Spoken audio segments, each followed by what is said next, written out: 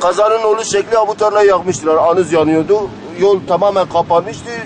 Dumandan kimse gözü görmüyordu zaten. O görüş alanı kalmadı. Gelen araba birbirine girdi. 13 tane araç kaza yaptı. Bir iki tane ufak tefek yaralı vardı ama şey yok. Can kaybı ya da öyle önemli bir yara.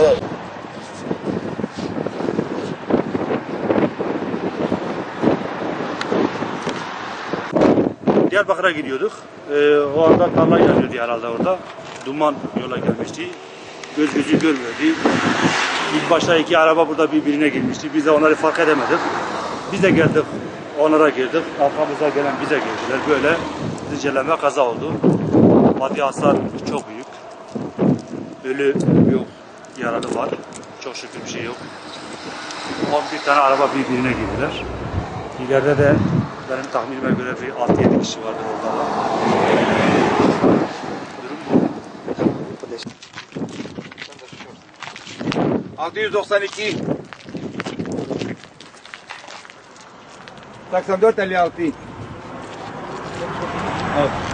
Tam duman olmuş. Millet birbirini hiç görmemiş.